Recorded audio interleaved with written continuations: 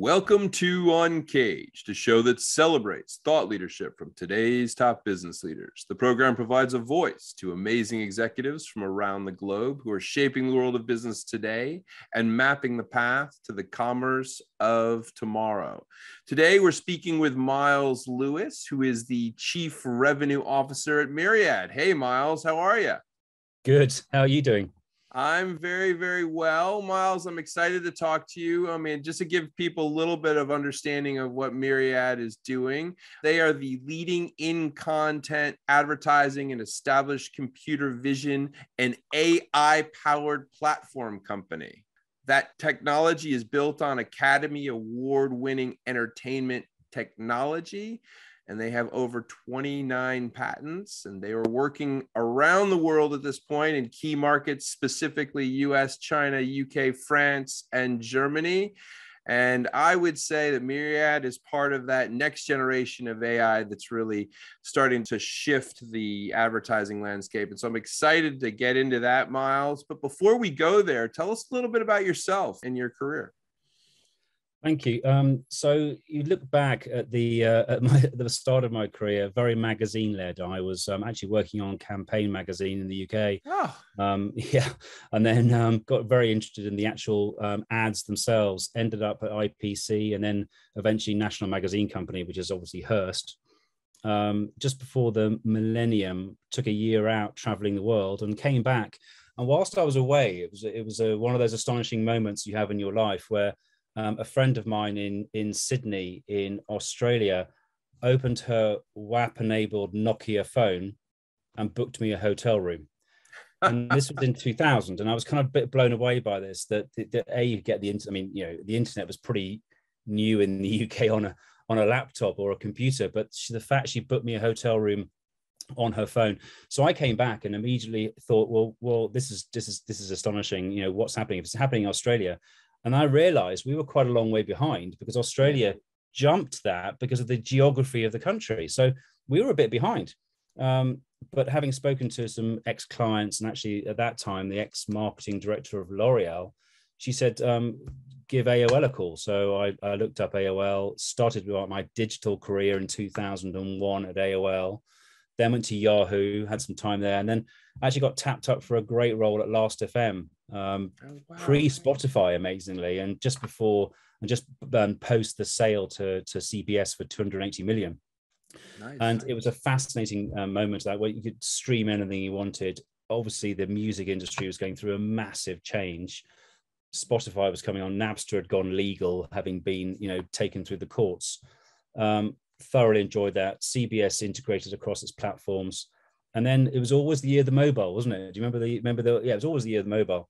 And I was actually in Cannes, funny enough, as it's coming up, and was introduced to a board member of Shazam. And the following February, I joined Shazam for the most fantastic ride, actually, as we launched different products. We had QR codes on TV screens before QR codes were even thought about on TV screens. We were using the audio link. We put Shazam codes on products, so we were linking to products. There's a lot of projects that ran at Shazam at the time, way before what's happening in the mainstream now. Apple purchased the company. I then looked at the next bit of the market that I thought was interesting, was VR, and ended up at Melody VR. Before, fun enough, did the full circle and purchased Napster. So that's all kind of come a full circle. And at that time, I then joined Mirriad. And the fundamental part of this is it's becoming increasingly difficult to target audiences and to reach audiences and to find the right people. We all ad block, we all ad skip. So for me, it was a fantastic technology. You're taking the computer vision, the AI engine out of this a minute. It's all about reaching consumers. Yeah. And we have a platform for that. Well, it's incredible to listen to you talk, Miles, about your background, because you really have seen it from the old world of media all the way through to kind of some of these ways that are truly reinventing it. And strangely enough, actually, I was part of the team that built the Campaign magazine's first website. so, Well, there you go. To take you way back there, but I remember making that website very, very clearly. Well, that was way before my time. I mean, I literally built a spreadsheet to sell inserts. So there you go. Yeah, no, it was funny because I mean, a campaign has always been, you know, a house of just some of the great writers that go on and, you know, end up being editors everywhere, not just in like trade publications, but everywhere. And trying that process was basically the way that they learned about the internet. Right. You know, creating that website. It was kind of a fascinating experience. But Miles, now you find yourself right on the cutting edge again here with AI. So tell me more about what you guys are doing at Mirriad. So I think that the fundamentals are, as I just briefly kind of touched on, you know, it is becoming difficult to reach audiences. So is there a way of reaching audiences whilst they're watching the actual programming that they have chosen to watch? And the answer is yes. There are a number of solutions around the world. But if you look in Korea, they put a box over the top, you know, the peel downs. Also, it all interrupts you though. Mm-hmm. All the solutions that are out there in the wild interrupt yours and mine viewing pleasure, whether that's a full interruptive mode as TV advertising is, or whether that's by adding something on top of what you're watching. So actually becomes a bit galling in that sense, and it continues to be difficult for the consumer experience. Mm-hmm. What we do is put the advertising or the brand into the content. Now that could be product, so it's classic product placement, but virtual product placement in the digital world. Or a billboard. We can change the side of a plane, we can change the side of a bus, or we can make a shop in a scene completely different to the shop that's there. So imagine if you're Nespresso, for instance, and you wanted to show your shop in the middle of a show, we can just swap out whatever shop's there and put Nespresso in. So it becomes that branded way of reaching consumers that's very, very different. And unskippable. I mean, of course, you can skip the program, but if you're watching the program, you're highly unlikely to. You can't block it, but we're not interrupting consumers. So every single time we research them, and we've done it 35 times now around the world, and whatever country you choose, about 90% of people say, yeah, we like it.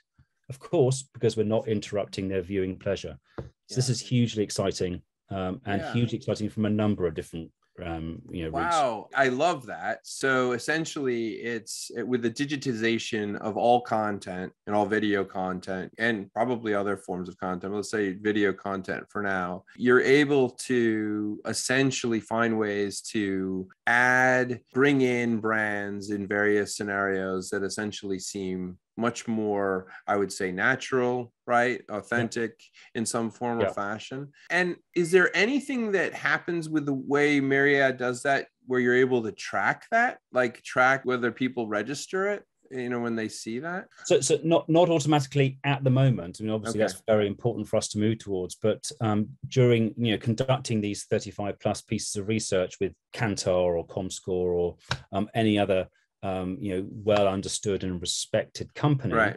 You can see if there's a connection. Yeah. So you basically can ask them like, if they saw something.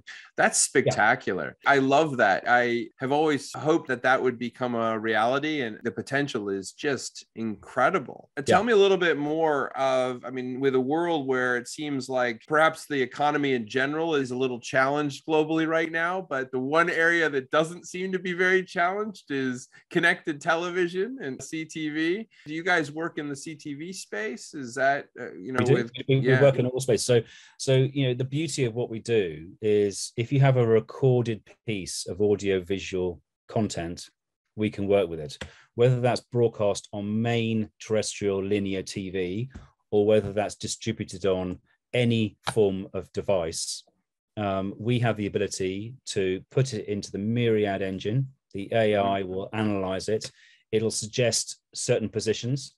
Of course, it doesn't get it right all the time. There is a need there for some human interaction in case they put an ad on my face. Not good. Or maybe it is. I don't know. But fundamentally, the majority of the job is done with the engine. It pulls it. It's what we call blue screening it. It comes up with suggestions all the way through this content, and that can be delivered anywhere. That can be delivered on TikTok.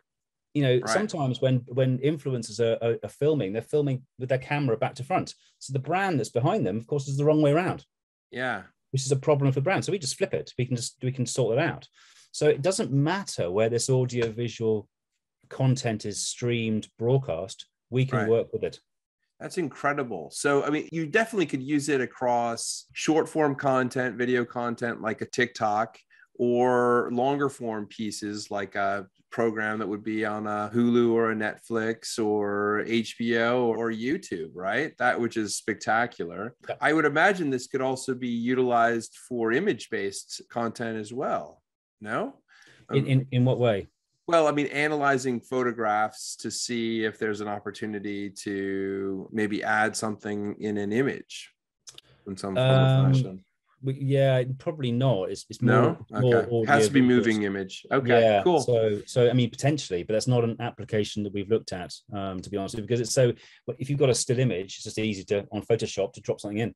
So you wouldn't I'm probably like mentioning one of my guilty pleasures over the last couple of months has been this app. It's rolled out called GeoGuessr, which is a game, and it basically is like Google Maps, and you have to kind of guess where it is in the world. You know, it's awesome. It's brilliant. Awesome. I'll try. Yeah, and you have to like guess, and it's always like a country like, you know, Uganda or Moldova or someplace you would never have any idea it was, but that's incredibly valuable. So tell me a little bit more about where you guys are in terms of development and rolling this out, how this marketplace is growing. So we've now to date run hundreds of campaigns. The US is our biggest market. Obviously, then, as you mentioned it yourself, China, we have a partnership with Tencent, run a lot of campaigns down there, and we're growing in Europe. You know, and as I mentioned before, you know, the fundamentals are that we work across so much different content. One of the latest campaigns in the States has been to work with the notorious B.I.G. on his 50th anniversary party. And it was a small in the sense of short form video content around that we work with. We placed Lexus into that music video. And, you know, that's the beauty of what we do. It's all about brands understanding that they have another avenue, a new era in content advertising, or a new era in advertising that uses in content, you know, because it addresses so many of those issues that we know about, from ad avoidance, ad skipping, deprecation of the cookies, going to make, you know, traditional targeting opportunities redundant. And if you listen, do you ever read Bob Hoffman as well, who's saying, he's going on and on and on about the biggest fraud in history, you know, that this is a technology that circumnavigates all of that.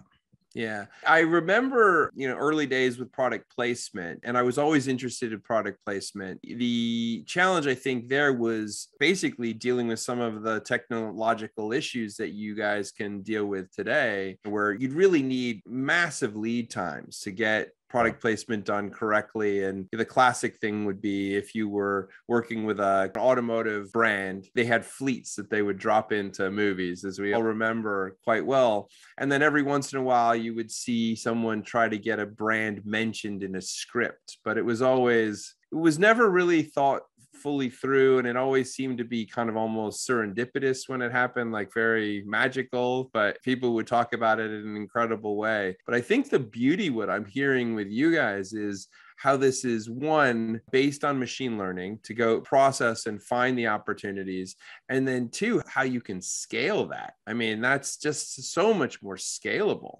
than some of these other solutions, which is spectacular. Yeah, and you know, I think do you know what? I was talking to a colleague of mine the other day, and not only that, because absolutely we ingest content, we can find seconds worth of positioning for a brand, but also it just removes the environmental impact of having to move product around the world. You know, those days of having to send 15 minis to the film set of a certain film. You know, of course, if the film is about driving, of course, but if you just need them parked, or they need to be there for whatever reason it is, absolutely. You know, when it comes to drink and beauty products and whatever it may be, they haven't got to be sent around the world. So there's a massive environmental play here as well, where a company can go, wow, so we haven't got to send 15 tons of product. No, we can do it digitally. And that's a magnificent story as well. That's incredible.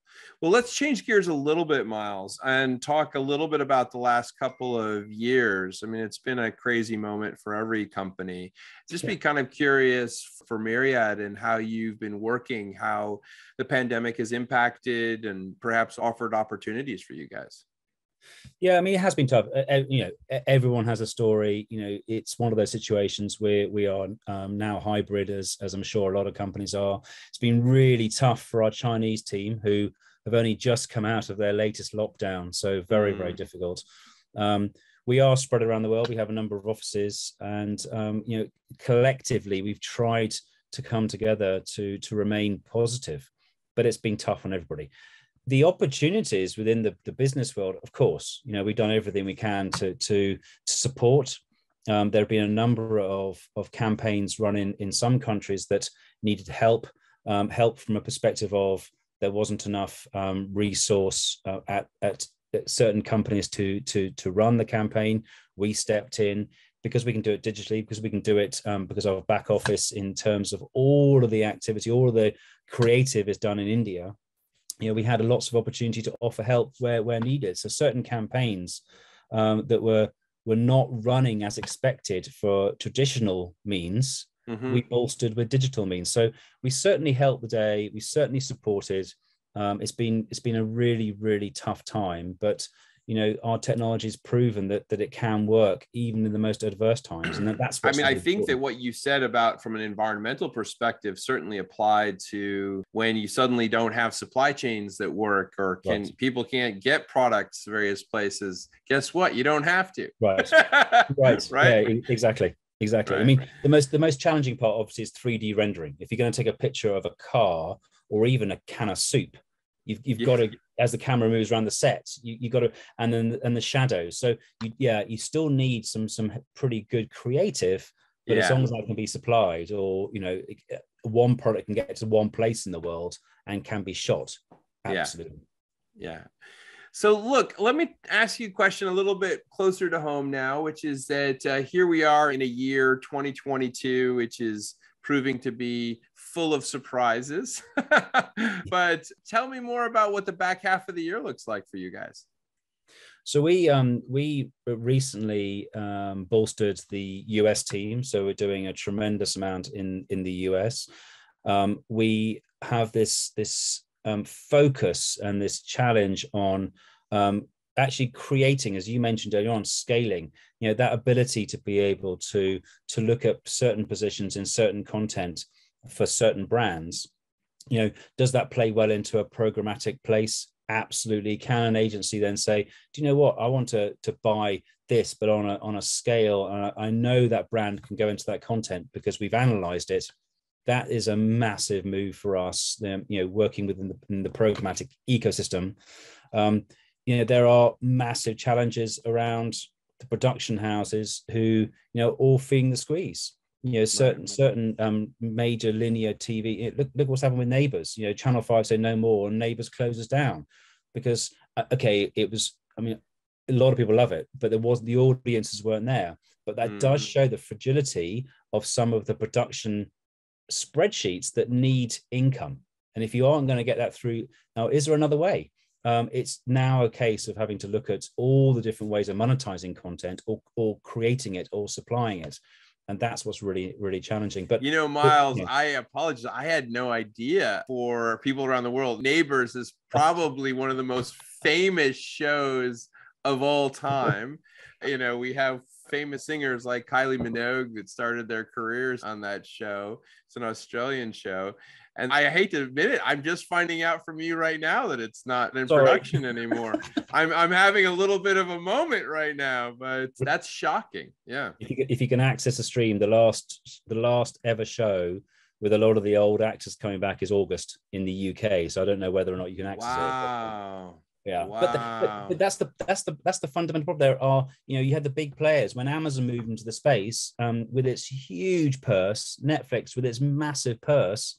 Of course, they're creating content. They've got to feed the engine. So, there's a massive amount of content being produced, and the level of revenue has not increased in line with that. So it's a bit of a fight out there, really. This year is proving that. Well, the interesting thing, though, is that you guys are right at the point where everyone needs to be in terms of getting their brands into this new digital content and finding a way to do it efficiently. Miles, if someone wanted to reach you and find out more about what you guys are working on at Mirriad, where's the best place to find you? Well, anywhere I got touch points. So email, LinkedIn, my phone number, I can give it to you. I mean, we're open to have chats. We have, so I've got teams in the US. We've got owned and operated team in Paris, London, down in Shanghai. So we're open to conversations. So however you see fit. Excellent. Well, Miles, thanks so much for being on Uncaged today. We've been speaking with Miles Lewis. He is the Chief Revenue Officer at Mirriad, which is the leading in-content advertising and established computer vision and AI-powered platform company. They're doing really wonderful work in making brands, finding seamless ways to get brands into content in a very authentic way. And as far as I can see, with the world the way we're moving, Mirriad is going to be critically important for everyone that's playing in that marketing and advertising and entertainment space. Miles, thanks so much for being on the show today, and look forward to having you back. Thanks, Band. Appreciate it. And thanks to Canary. Fantastic. Cheers.